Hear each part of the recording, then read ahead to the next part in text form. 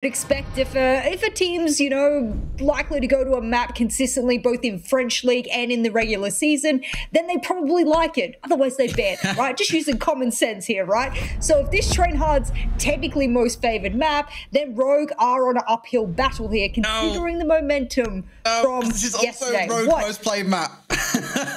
Rogue well, there you go. I know, this is the thing. They've played it more than any other map this stage. That's the thing. They've beat Empire there. They've beat Secret there. Say again, sorry. Consulate was close. Consulate was, it's a close second, yeah, but it's still not second. It's still not first place. That's like saying, oh, it's almost a goal, but it's not a goal. It's still come out in first place. So I think for both of these teams to go to arguably their favorite maps is going to be a real treat here on the final play day of the season. But Jess, I know you've got loads of knowledge in that noggin of yours. Talk to me about these bans coming out because Malusi, her ban rate has slowly been creeping up as the play days have gone by. Yeah, look, not a surprise to see her go, especially on a map like this. And for the most part, you'll actually see Rogue get rid of this operator right here, Wamai. For the most part, throughout this season specifically, they'll get rid of either the Wamai or they'll get rid of the Mirror, sometimes the Kaid as well. Instead, they've opted for the Malusi. That seems to me like a bit more of a targeted ban because they haven't banned it on this map specifically throughout this stage. So, okay, here we go. And well, I think you've read the wrong bans. Dirt's and Never Forget. I believe this comes out of an Ash ban that happened previous in the stage. So if you're wondering what that kind of discourse is, don't worry about it. It's just banned between the players. And something I need to point out very poignantly here, spoken is not spoken. Spoken is Dirt's. Dirt's just can't play on his account. Yeah, a bit locked out, a bit of a bug on his account, so he is having to play on there. Don't worry, because I know the natural assumption is, oh my god, is Dirza banned? No, else he wouldn't be playing. So don't worry, he's all clean, ladies and gents, but some of his plays are absolutely filthy. We spoke about the 3Ks, the 4Ks that he steps up and just achieves in random rounds. And given he's starting on the Jaeger here, I want to see him fly. He's in his home, he's in Clubhouse. Now's the time to make an impact. And again, ensure that you definitely finish in 8th place and get those 115 SI points. Well, the points, the money, no matter what you look at, it's also a little bit of confidence coming out of this stage, going into the next stage and having an off season between them. We've discussed this at great lengths. Teams need the off season. That's what they need, especially TrainHard is pretty much a brand new roster, at least all together, and they're trying to work out their synergy.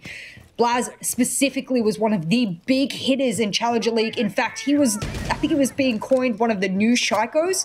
The fact that he's had a pretty lackluster season, considering that kind of terminology, shows me that he still has a lot left in the tank. Give it till stage 2, maybe he'll be unlocked, unleashed. But for now, TrainHard, they'll start on the defense and they'll actually go to Church and Arsenal, which is their second most played site statistically. And it's one of their most won sites as well.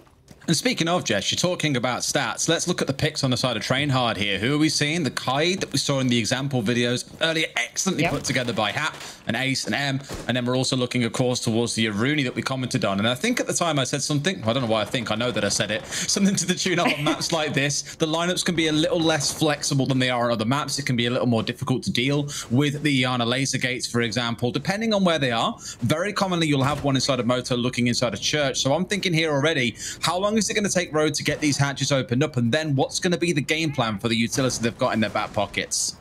You know what the problem is? They don't have a Maverick because it's been banned. They also don't have a Thatcher. Kaid not being banned, which was a ban that Rogue usually likes to do on this map, is a big problem. How do you deal with it? You're probably going to have to use Selmas next to the hatch. You're also probably going to have to use grenades. It's going to take up and eat up a lot of your time here on the attack. And the fact that they're probably going to be Kaid tricking Moto hatch for the most part is important because, okay, give up kitchen hatch, no problems. Maybe you want to also contend onto dirt tunnel as well. My problem here is, Des, once they've eaten up all this time, you'll start to lose the time for the execution and you'll start to lose bodies. No more soft breach, unless, of course, and there we go. That's the kind of electric claw tricking I was talking about. What do you have left to work with here? 6x Kairos. Okay, that's going to work. Was that a grenade? Perfect. That was from the vertical from kitchen hallway there. No one there for another electric claw. They finally get it open. And these are the ways that you can deal with the hatches that we weren't able to display on that video earlier on in the pre-show. Really well played by Corey. You may be asking questions as to why there were 2 pellets put on each corner of the kitchen hatch, one after the other. Why not just slap 4 on there, you might say? He was worried about the Kaid about the Kaid tricks, or about potentially impacts coming sailing up. So it's more of guaranteeing that it's going to get opened up. And to tell you what, explosives galore in this round. We had the C4 to kick it off, followed up by a grenade. 2 thrown, 2 connected. Great play by Aces, because for Crying, he went down with both of those in the back pocket, unfortunately. But Aces, high value, Electro Claw, and a kill. And it's going to now turn into Leon finding another. That's Blaz going down a 4 versus 3. They got control of blue, and Aces finds yet another. It's a 4 versus 2, and the man doesn't miss. It's 2 heads to start off proceedings and a triple kill. Can't make it a 4th as Durza is pulling off one of those rounds, Jess. He's got the 2. He may as well make it a 3 or even a 4, because that's what he's got to do to close the round out. There are 13 seconds to go. Pings are going to help the man out here. Sees the man step up, finds the head. There's the 3. Can he find the 4th? It's the 1v1 against Corey, but Corey's a little bit too good in round number 1. Unfortunately, Rogue take it by the skin of their teeth. Oh, there was a Valkyrie cam, red spotting them continuously. Check. Diffusers down. Check. Everything going into the heads of Durza. Check. And I think at the end there, Corey went down considerably. I was watching his HP. I wasn't watching the engagement. I was watching his HP, and it dwindled considerably. He was probably 1 bullet away from death. And when you are 1 bullet away from being clutched against, that is a very stressful situation. Although Rogue walked away with that round, it was not a confident one by any means, even though it damn should have been, considering the man advantage. They'll stick with the Yana. Those grenades were great.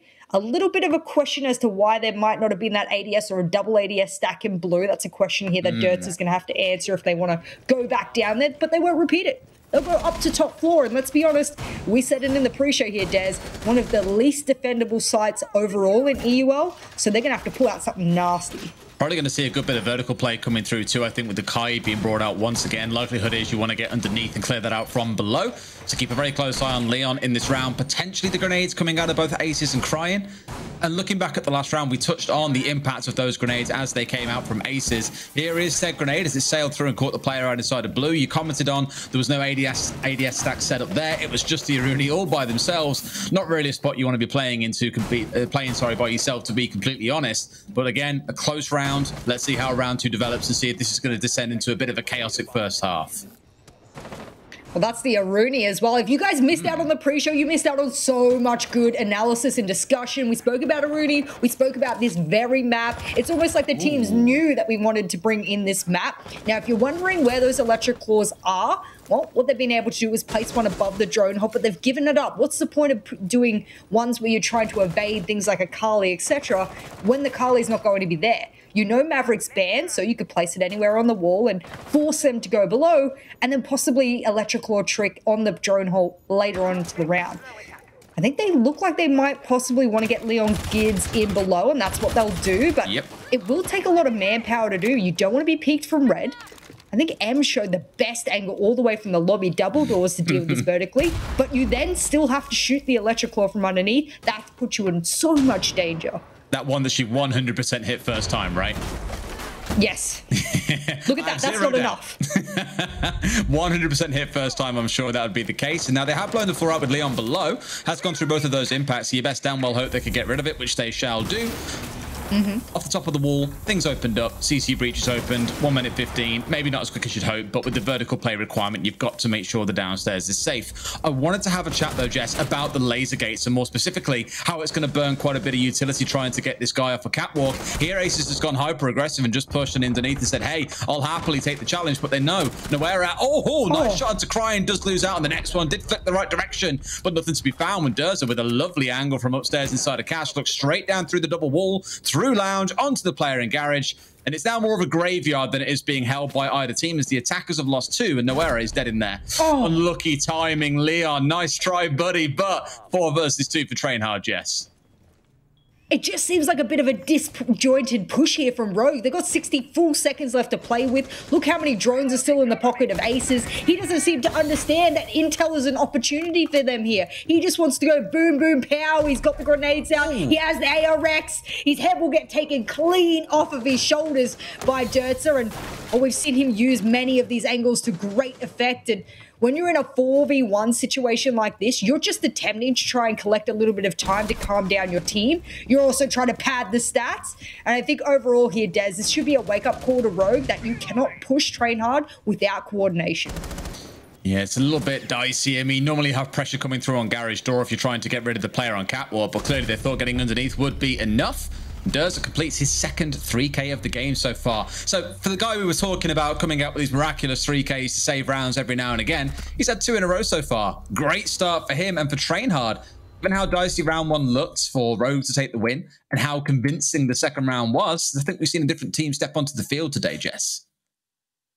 We also have to give a bit of a shout out. You said that, you know, Noera wasn't being pressured by Garage Door. Well, he actually was, and he actually managed to get one of those Roni bullets over onto the head of the player in Garage Door before being aggressed from below. I will say it was a little bit of a miscoordination of the team to have someone peek Garage Door and not really have the underneath pressure that they were looking for. Okay, there were angles from above, etc. So we don't know what the comms are really looking like, but I will say very, very well controlled, very passive, and very disciplined from Noera and Garage there. I'm pleasantly surprised by TrainHard in that round to the effect of holding a site that generally doesn't hold well on defense. I'm going to put that down to the bans. I do think forcing teams to have to use a lot of utility underneath to get rid of these electrical cores, to get rid of whatever they need to. Who was it last round that was on the Kaid? I don't have it listed here. It definitely wasn't Blaz. It might have been Spark who was on. Yeah, he could have actually done the drone hole electric claw trick, and it actually would have saved it. The impacts below wouldn't have had any impact on it. So interesting that he didn't commit to that. Speaking of Noera as well, one, you are absolutely right. I had a massive brain fart then because I even said mid-round he flicked from Garage onto the guy below but couldn't quite connect. So I have no idea why that one slipped me. But second, and the real point here, Noera, again, one of these players that I've spoken about all season that has said, you know, I think in an interview back in December, something to the effect of, you know, oh, I'm kind of like Shiko's my mentor. He's kind of taking me under his wings, working with me. And I remember when I first spoke to a couple of people who know the scene much better than I did when CL was first kicking off, and I'd never heard of Noera at this point. They were like, how the hell have you not heard of Noera? He's basically the next Shiko. And I was like, really?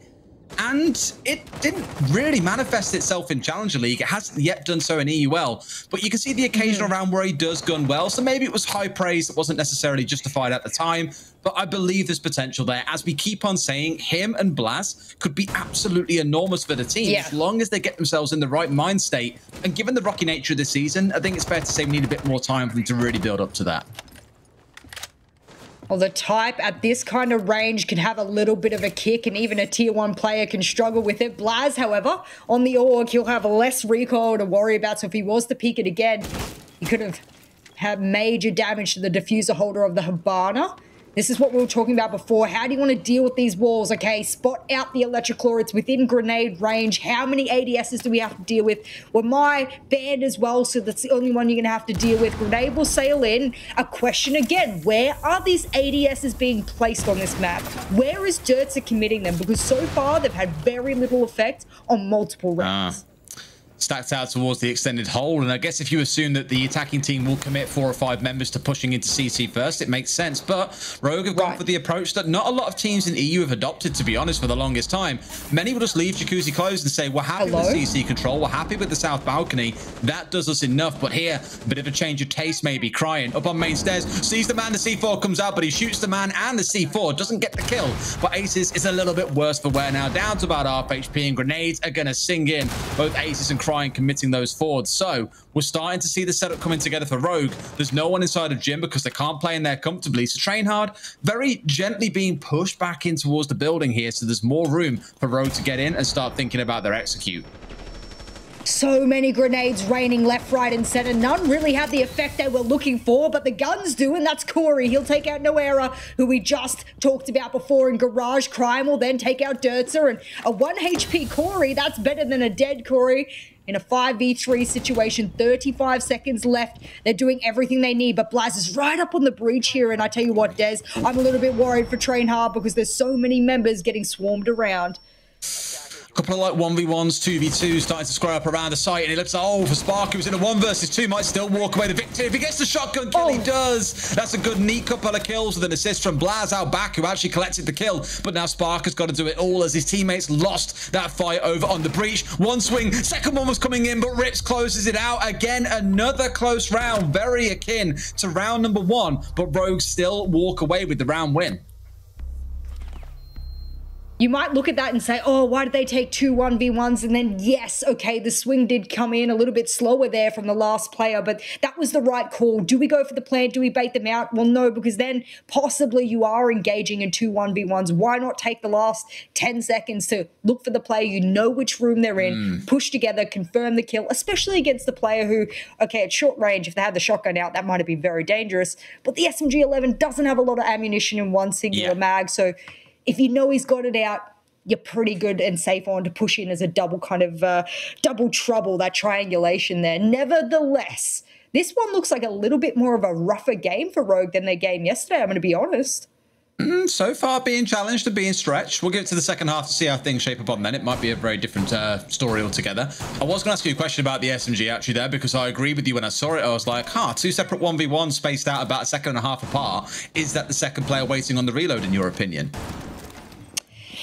You're not going to know if he has the shotgun or the SMG-11 out when you push. That's it. Like, there's no possibility, even if your teammate died before, maybe 5 seconds before, you don't know if he's swapped to his shotgun. You cannot have this premonition.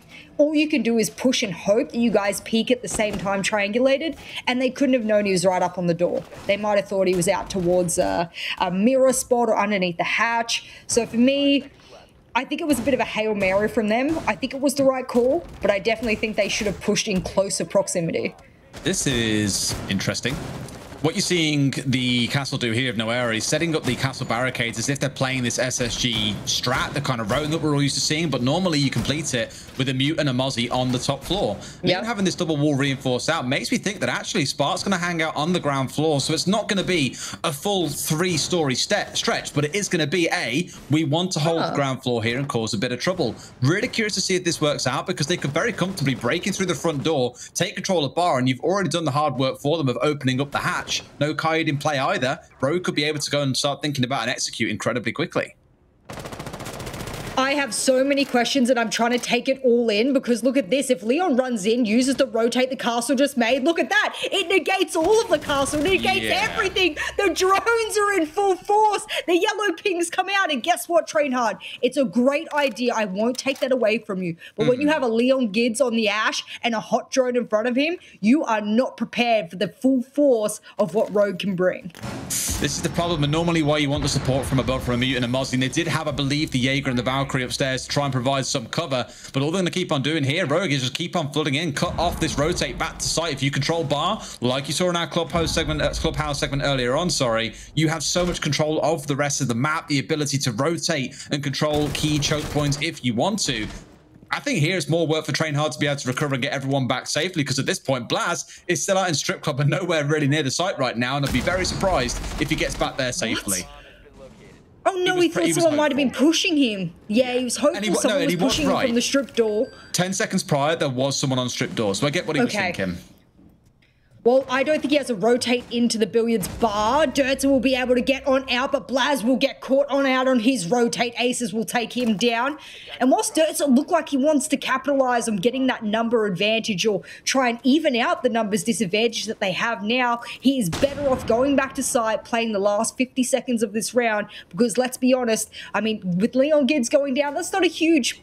It's not a huge downer. I mean, those Ash charges, were they really going to be used for anything else? Hatches are already opened on up. It will depend now whether they can get this dirt control. Chaoxis, be careful, buddy. You don't have any ADSs beside you. And as a result, he's going to expel a couple of these smoke babes. And it is his job here to hold off as long as possible, because with 30 seconds left, they are surely going to do a kitchen hatch drop. And he is going to be the biggest line of defense. I mean, if anyone could do it, it's going to be Chaoxis. He has been the hero for this team so many times, especially on Clubhouse. But in comes Durza, one into Aces, traded back straight after. And elsewhere, Spark's going to bring down Corey. Out comes the shotgun inside of Dirt to bring down one for Chaoxis, and Rips is all alone. Oh, what did we say? The man himself, give him any kind of gun, it feels, and he can frag on this map. 2 kills coming out inside of Dirt. Beautiful play from Chaoxis, and It started out really dicey after Leon cut inside a bar, I think. But from there, TrainHard did stabilize and didn't really bleed out from that point forwards. Dirt control is a very precarious control as a defender, and it's genuinely almost always going to be the shotgun SMG player, generally the smoke, because they can delay a lot of time, have that error denial of the smoke, babe. It's not about plant denial with the smoke in that case. It's almost always about having dirt control, because if anyone drops the kitchen hatch, you can swing out. With the shotgun, the SMG doesn't really matter, and you are going to be the one that is in complete control. It's a power position for that exact reason, and leaving it late in the round to deal with, it's not necessarily wrong. It's what most teams do. But if that one singular person who's pushing dies, you lose all of the leverage you had. We saw it yesterday, I think it was in Na'Vi's game, actually. There was a round when the drop was trying to come down through the kitchen hatch, and Na'Vi secretly was playing inside of dirt, just steps out and absolutely domes the guys who dropped in, who admittedly didn't play behind a smoke plant, for example. It was a little bit scrappy, a little bit chaotic, but still worked out in the favor of Na'Vi massively when they had the ability for 2 or 3 members to swing on anyone trying to go for a drop. It was an absolute slaughter, and a similar sort of vibe would have happened there. But Rogue, I think quite rightly, took the challenge inside of dirt and still walked away the loser.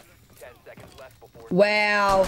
Watching TrainHard this game has been phenomenal. And for those people who've been watching Siege for quite a long time, if you saw that bar strategy, albeit it didn't work, I will put it out there, just because something doesn't work doesn't mean it's not good. What they did there was revolutionary here on Clubhouse. What they're doing on that particular wall towards Garage, and then having that bottom wall also closed, that's another good one. It is going to directly counter lines of sight from below. It gives them a line of sight, and it lets them to do a lounge hold here, which is why they've got the shield, the Surya gate, the blue hatch open, ADSs. This is really cool, and it's not often, ladies and gentlemen, we get to say that there is a brand new strat being run on Clubhouse as one of the most played maps in all of EUL. I swear, any player from Tempera that has moved to another team is doing some wild stuff. Think about Vitality and what P4's up to on there with the kind of crouch walking Ash sort of vibe, right? And then look at how it's shaped up here with this setup. I look back at Tempera and remember their penthouse hold on Coastline. That's how balmy they were, where they open everything up, and they're trying to go for a similar vibe here. Admittedly, not the full open, and Leon very narrowly dodging away from the C4 there on the rappel. Fortunate that he was up on that spot, not to get himself taken out too early on. And I guess for Rogue here, it's going to lead to questions. How do we adapt? How do we deal with this? Because it feels like TrainHard have got a kind of extended setup on the go, but they've also set up downstairs and a holding site. How many players can they have in different places and still have so much map control, Jess? The trouble is, when you spread yourself really thin like that, that's when weaknesses can open up. But what they're doing to plug those holes of those weaknesses is using that pure aggression, that mechanical skill that we know TrainHard has, that you have preluded before and prefaced before on the likes of Blaz, Chaoxis, and Noera. Finally, one of the nades will hit, and Rogue's been tossing out many without big effects so far. They won't know Chaoxis is down at the moment because they won't be counting points as they're in the middle of this round, so he could be picked up. My biggest point here is look where the site is and look where half of the defender players are. That is spread out 20-fold, and it's only Noera really over towards Garage to hold on to that one. And here we go. Rogue will kick off as they catch several players out in wrong areas, but Blaz, he's been shifted over to the Jaeger now, and he'll hit a beautiful double kill. It's not going to be who was on the Jaeger before. They're throwing operators around between each of these players. There you go. Oh, Blaz, great 3K to close. I mean, the second one was a pre-fire into the construction window, but that final one, wonderful 1v1 coming out. Sees the man, let that gun kick and let it hit some heads. That's what we're used to seeing from players like Blaz. A 3K in the round, and I think we can both say for a couple of seconds, it looked like Rogue was stabilizing when they brought it back down into a 3 versus 3, and then all-out warfare commenced around construction. That's where both teams converged, but sadly, one-man army. It looks like Blaz can do all the work for them. Really impressed by TrainHard so far. And we said yesterday, going into Clubhouse is one of it is their most played map. That's why we assume they would head pretty much all the time, because even when things are going bad, you can at least feel comfortable on the map and maybe get something out of it. You're really starting to see that shine today. Biggest thing for me as well is look at the operators that Rogue has been consistently taking. We've got those double hard breaches. We've got a lot of grenades that they are bringing over and over and over again. And a lot of the time, considering they, and you can see spoken, but it is Dirtzer, just to really lay down there with the audience right now. It is Dirtzer, couldn't log into his account, so that's why you see the spoken name, and that's who we're referring to here, the Jaeger on the side of TrainHard here. And the biggest thing for me is that a lot of these ADS placements haven't really had effect as to where Rogue is using a lot of their utility in regards to those grenades, flashes, etc. So for me, and I do like what they're doing here, and I'm hoping that we can get a little bit of an overview on the side. Thank you very much. After this replay, we can get back to it as well. This triple kill here from the Jaeger, and this look. Maybe it's just the carbine. Ugh. Yeah, there we go.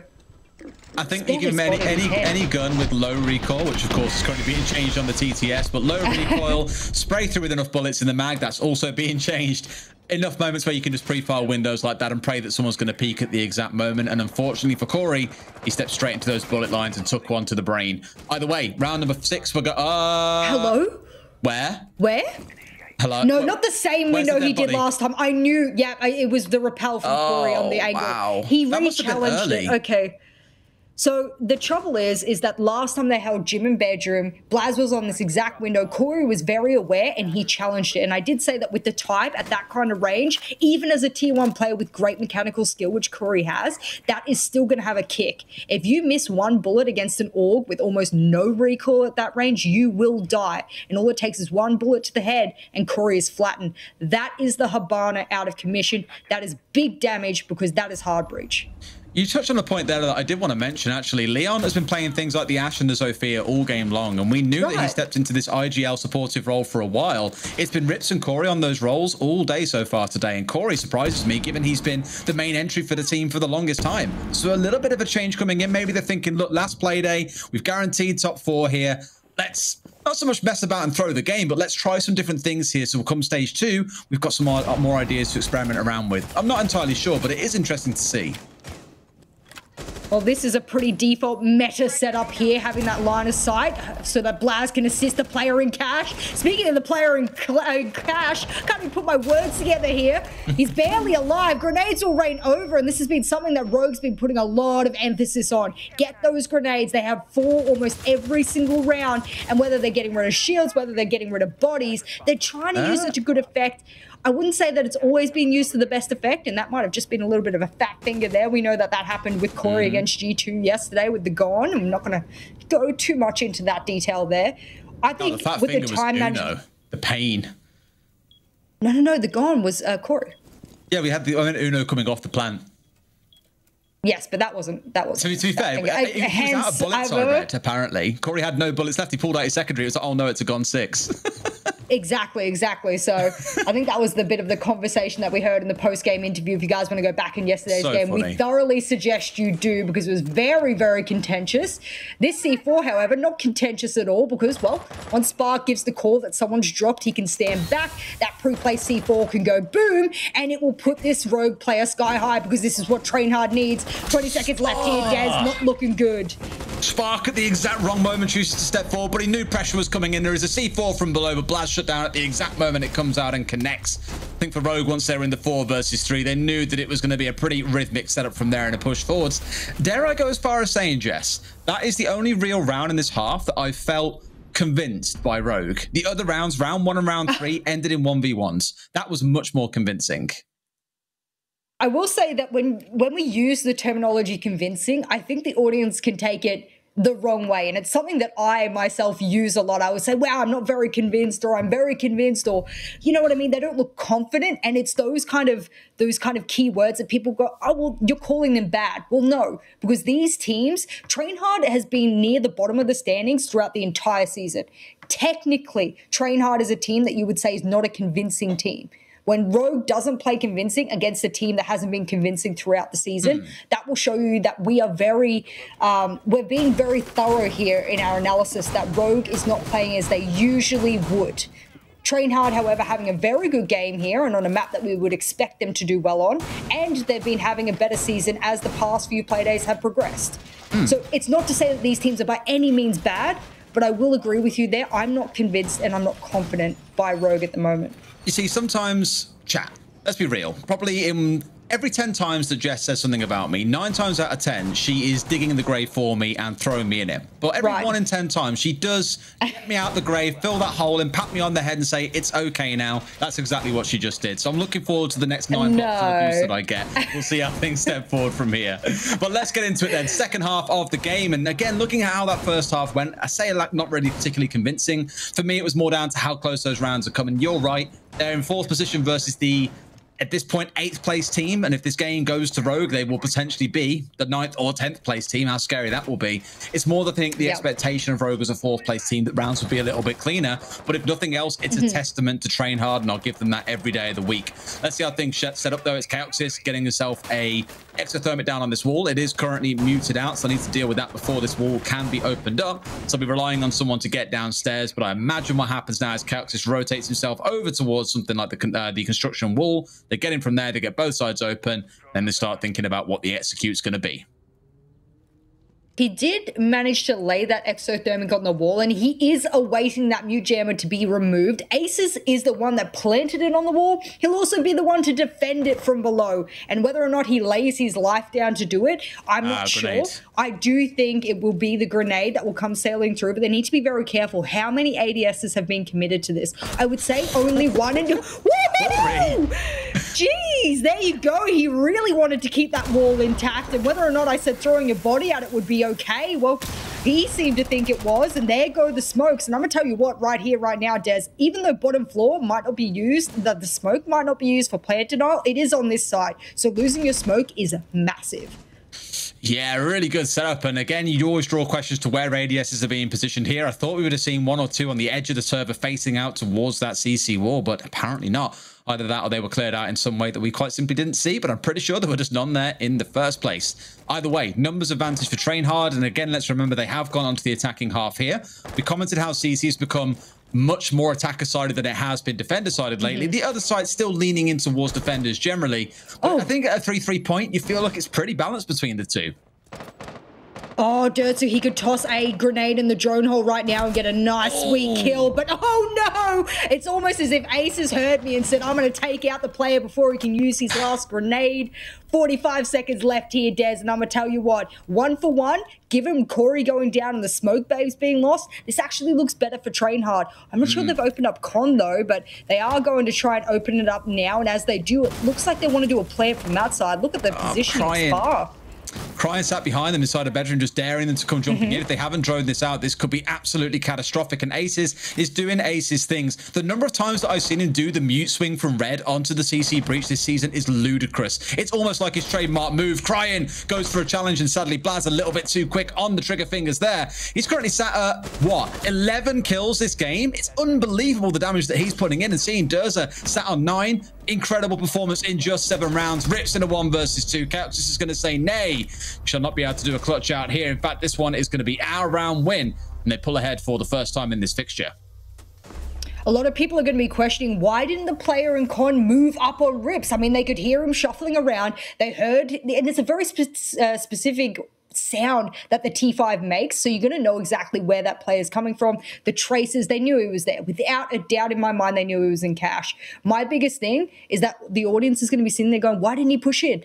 Well, because Chaoxis was waiting. He wanted to come in through the breach from behind, go top red and pinch. And that is a really, really good attack from TrainHard. From a team that we have criticized as being unprepared, and rightfully so, no preseason, so of course they're going to be lacking in certain areas. I definitely think that TrainHard are here today to play and are showing us what some weeks of practice and scrims could do, because that's an impressive attack. It's impressive coordination, and that pinch at the end solidifies to me that they are idealizing pinching and trading, which is an important fundamental for a team. Absolutely. Well, let's see how that sets up on the downstairs as we head down into the dark, dingy basement, or not so dark. It's quite well lit when you look at it, actually, for somewhere that's normally hanging out in the basement of a building. And again, I draw attention back to the kills that have spread across the map so far. Aces has been the shining light for Rogue. I spoke in that last round about his swing out onto CC.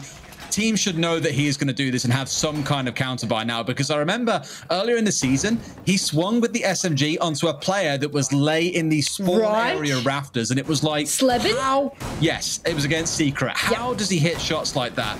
He does it all the time, and teams need to be prepared for this because it is the Aces special. But on the other side, I've touched on the two players that are really catching my eye. Durza had a great game yesterday, same again today, and Blaz, the player that we were saying really needed to step up, is doing just that. You know what's very annoying is that I felt that Noera, especially in the first half, had a banger of a game so far. The only kill he got was that nasty pixel peek with the Roni onto garage door. That's it. All the rest have been assists.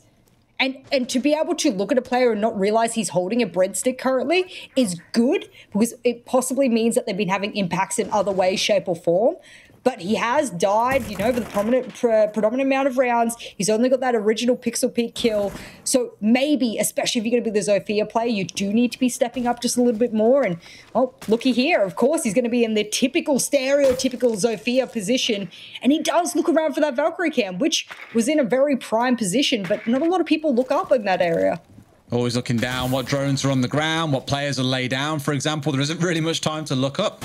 Something you normally expect always in an FPS, unless you're trying to push around a corner ADS, expecting a head to appear on the other side pretty quickly afterwards. Either way, you're going to see the Zofia, as we're so used to seeing, looking to storm down blue here and put a bit of pressure on towards Cryin or anyone that's playing in the back of Church. You can normally get that long angle in behind roughly where the shields are now. We've seen a couple of teams, and I think of BDS playing a bandit in that spot, lose members to someone taking that longer angle. That's why in this case that wall has been reinforced off. No one's dead yet. A minute and 20 left to play, though. This is going to be one of those rounds, I think, Jess, where it's all going to explode in the late round. Well, they were just droning there to see if that Kai was going to Electric Claw trick this, because Blaz will toss a grenade down, no ADSs, and they heard that one, so Rips will get on out of there. Good timing, but the grenade misses. And that's why Leon's decided to run over towards the hatch, because it's given them a false sense of security here. Miss another grenade? Oh no, it's Spoken's turn. Catch up, get onto the clown wheel and see if you can get it happening. It is on the pillar on the right. You're gonna have to throw it very shallow. And I believe they do end up finally getting it, but it's taken every single grenade on the board to do it. No, so you guys can see the pillar at the top there, and unfortunately the spectator won't be able to show us. It'll depend on whether Leon, who's looking directly at someone's head through the wall, will be able to spot it, but that's why they haven't been able to grenade it. That will save them that entire hatch. Unfortunate as well, because the grenades were well placed. It's definitely not really a slip up on TrainHard, maybe a lack of information, but here comes Blaz doing Blaz things. 2 kills for himself, immediate trade out. Cryin was going nuclear inside of Gem, but no, Blaz to connect with the third. Steps up to 14 kills in the map. Why does it have to be saved for the last playday, my man? Either way, big numbers for them. Caxis to get the next, and surely Corey doesn't clutch this one out. They can plant if they need to inside of the other site. That's exactly what Noera is going to go for, and now you're looking towards the angle being held. It is there, and the kill trades come through. Unfortunately, it doesn't matter because there was one left alive. The plant was going down anyway. That's going to be another round going the way of TrainHard, Jess, and they're starting to pull ahead now at 5-3. Nice little trade there at the end as well. Actually, I thought Corey had hit that one, which was a surprising little trade. And had he have got that with being alive, he might have been able to take the 1v1, especially if he crouch walked in, pulled out the shotgun, forced that close range engagement. I believe there will be a possible tac pause. I'm not sure. But if there's not, I would be surprised if Rogue doesn't take one within the next round or two. And yes, they will. So you'll come back to our faces. And I think when you're 2 rounds deficit, being one of the top 4 or 5 teams in the entire league against one of the bottom 2, that's probably a time to take a tac pause. Absolutely, and I've got to give it to TrainHard. Today has been a good day, and all right, look, one player we were speaking about, Noera, 1 kill to his name so far, hasn't been a great game, but every single week you got to rely, you can't always rely on the same player to go big for you. I think we're all going to say we're delighted to see Blaz stepping up and making a difference here on the final play day. And I guarantee you it's going to do a world of good for his KD off the back of this week because it's looking golden so far. But again, I touched on back in the first half, it ended at 3-3. There were a couple of rounds that were incredibly close for Rogue. And imagine if those 2 rounds, 1 and 3, had gone the way of TrainHard, we'd already be sat here looking at a win for TrainHard. That's how decisive this game has been for them. And for Rogue, I really hope after this tac pause, we see an incredible round coming out. We've seen a few this season where teams are down 2 or 3 rounds in a row, have a pause, and they come out and flawless round the next one. We've got to see something different here if they're going to be able to get anything out of this match. Otherwise, they're going to be settling for 4th place with no hope of knocking Kavana out of 3rd place. Something we also have to sort of go back on, and we don't have to go back that far, ladies and gentlemen. Remember when Na'Vi went up against Rogue, Na'Vi smashed Rogue on this map 7-1. Now, mind you, a lot of people might argue that's when they were, you know, in their wishy-washy state. I don't really care. It was this stage. It was very recent. I definitely think that that's an indicator that maybe for Rogue, what they're putting up on this map hasn't been working. If they lose to TrainHard on it, then I'm going to guarantee this is going to be one of the weakest maps here for Rogue, no matter the other results they've had on it. Because you can't get 7-1 by Na'Vi. You can't then go against the bottom 2-3 team and then also lose it. That's something that will scream to me they need a bit of a change up on it, and whatever they've been doing doesn't work, especially against multiplicity of teams. Nevertheless, CCTV for Rogue, I was looking over a couple of their stats here because you and I kept saying it's a weak side, it's a weak side, and statistically over the league it has been a weak side. We're not lying about it, but when I look over towards the stats here, they've got a 50% win rate on it this season, so it's a 50-50 toss of the coin. How many rounds was that covering, by the way? About 6 that I have from this stage alone. Fair enough. We could dig back into the archives, I'm sure, but the game is so different now compared to what it was 6 months ago that it's almost pointless at this stage. Either way, round number 9, Rogue have had that pause. They've had a conversation. They've discussed what's been going wrong. You might point to in parts and say, well, Corey swinging onto the west window early on definitely is a great way to throw the round away. But then look at Aces getting a kill out of the breach, for example, like he so commonly does. It's one of those 50-50 risk versus reward situations that they've kind of been balanced on in that round. What I'm keen to see is Durza, of all people, one of the more aggressive players on TrainHard, stepping up on the Monty here. So clearly TrainHard have made good use of the tap pause themselves and said, right, they're going to try and deal with what we've played for the last 2 rounds. How do we mix it up and bring something fresh? What better than a Monty? I love the fact that they've double reinforced off Garage as well. They were willing to give that up early, and that's good because now they have to deal with this double reinforcement. Platform's not open either. Where are your hard breaches at the moment? Chaos is on the Thermite as per usual. Spark's going to be on the Ace. And for the most part for me, Spark being underneath is a big question mark because shouldn't he be outside on the wall? Shouldn't he be in Garage right now trying to open up the line of sight for the Monty? Because if he unshields and jumps in, then things are going to look very bad. What a beautiful adaptation to be able to shotgun the top of that wall, toss over a C4, take 50% of the life away from Dirtster on the Monty. But as I say that one hard breach goes down. It's all up the Spark with the Selmas here. And this is looking like a dire round for TrainHard, but we've seen them turn it around with kills alone. You say die around. I mean, yeah, Chaos is going down is really going to sting, but they've got the wall open. They've got the Monty to feed them information back and forth. If they can play this right, there is only one C4 left for Rogue, and that is currently sat in Corey's mitts. If he gets it out at the right time, connects onto the Monty, then yeah, this round is well and truly done. But they've got 4 smokes to play behind, and with them now running out of time, we've got to see them push that big red button that says, guys, let's go, let's make it happen. It looks like it's going to be the Monty to step forward. He's in, probably going to want to turn his back and go for a plant here, but instead pushing forward to feed a bit of information. Where are they? What can we do? Is this going to be a mad burst in from TrainHard here? That's what I'm expecting to see, and surely the aggressive push comes in. Here we go. 1 in, looking up towards red. They win the trade up there, so it's 4 versus 3. Swinging into Era with a massive flank on the side, but can't connect the third, only finds the 2. Rips with the double, it's into a 3 versus 2. But the crucial thing, Jess, there is no C4 left for Corey. They're going for a plant. Where is he planting? It's to your left, Leon. You can step in and put him down in the dirt here. It was nice and simple from there. A good close out. The TrainHard, a good attempt, but with Couch just going down early, I think that round was done. Wow, there was also a very gnarly line up there from the bodies from red over towards cash and into construction. I thought to myself, wow, you've just collected the freest double kill of your life. But what happens is the bullet penetration going through that body doesn't quite hit the same when it hits the second person. He manages to spray back. That was a chaotic bit of engagement there from construction and cash.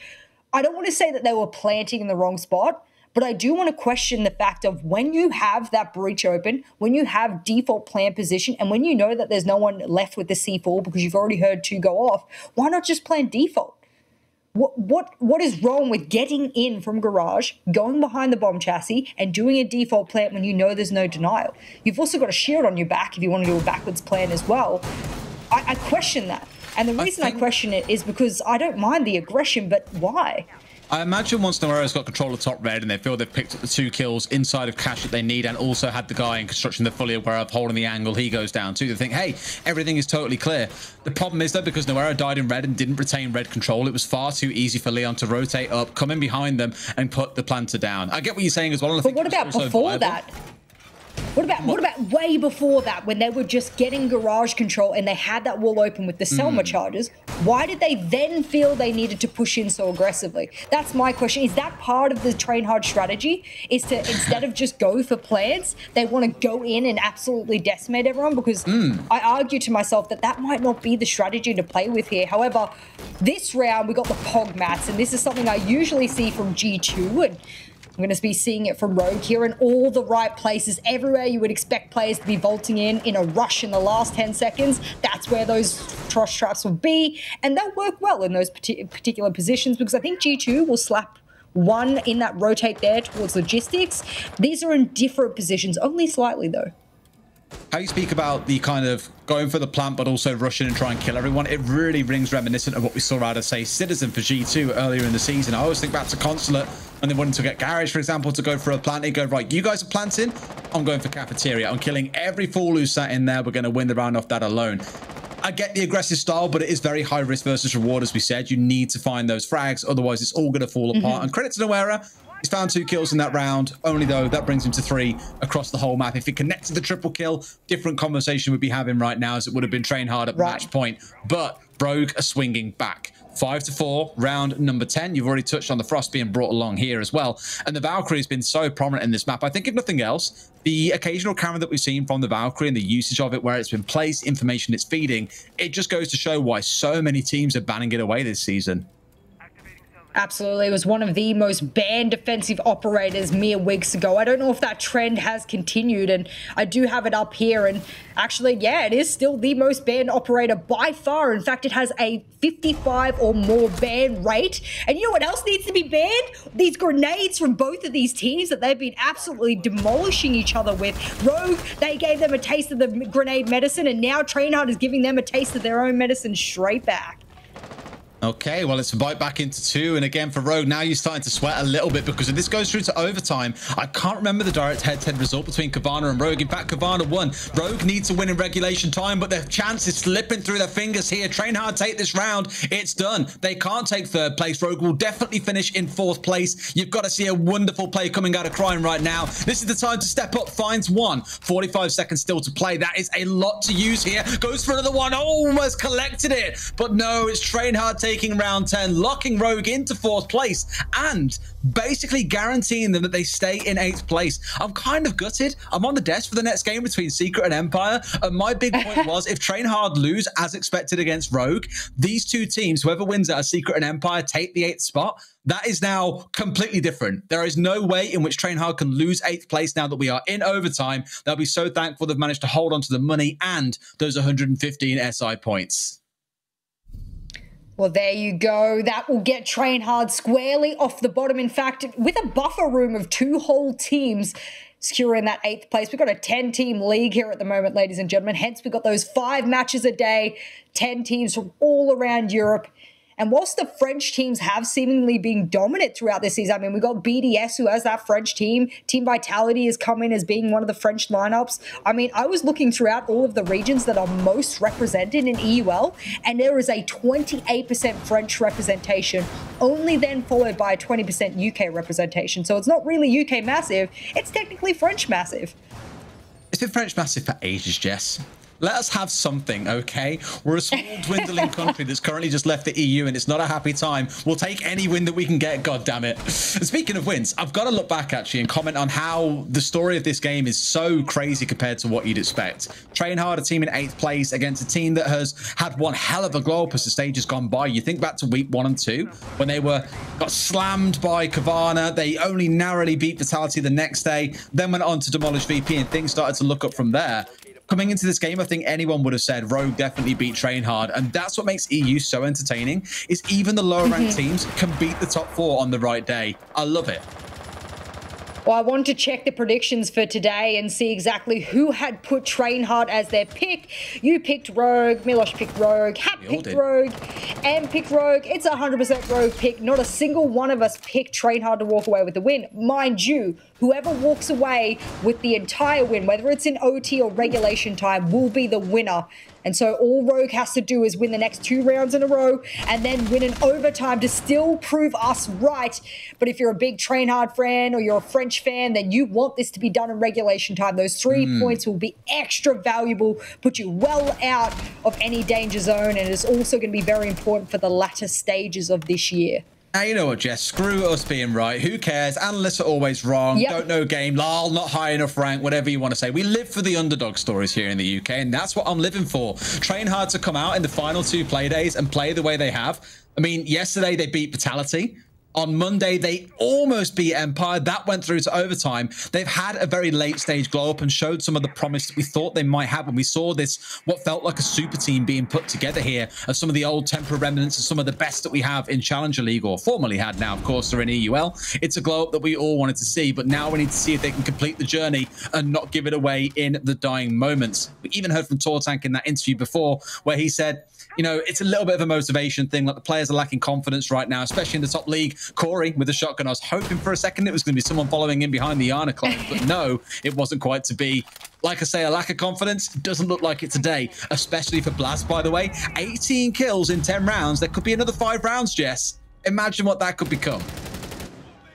Well, we criticized Rogue for sending a sole player down dirt. This time, Blaz will be following that drone. You were hoping that someone was following that Gemini before, but no, pull out the shotgun, Corey. He has it in hand. He'll give up on holding it because he knows he's being droned out. Did he think he wouldn't win out on it? On close range, you absolutely would have there, Corey. You can hear a grenade being cooked in the background, rather a flash grenade, and they want to dispel this situation, this position here of Corey. They think he's still there. Alas, he is not, and Blaz will confirm that, and now they are being pinched from every side. Rogue is ever so worried. There's been not a single pick so far, and Blaz will kick it on off, but it will be a trade for trade here between TrainHard and Rogue. And I tell you what, Des, this looks like a TrainHard game.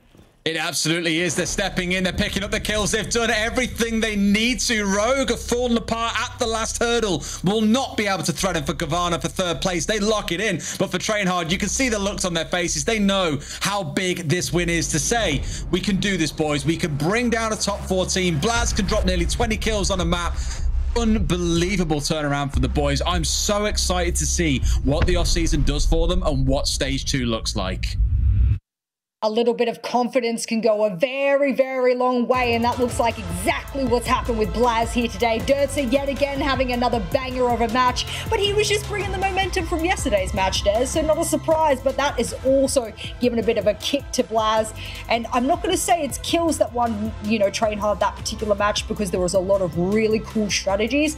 They might not have always worked, but with a little bit of refinement, we might see some brand new meta strategies on Clubhouse for the first time in a long time. If TrainHard become the new team to come up with new strats and show some fun and exciting things in EUL, I'm all for it. Again, a massive glow up for the boys. Slight commiserations to Rogue, who are going to lock themselves in 4th place, but 4th place still gets you some good cash money and also gets you those SI points. Let's go over to the Desto and get their breakdown on what was a very entertaining, albeit unexpected, opening fixture for Playday number 9.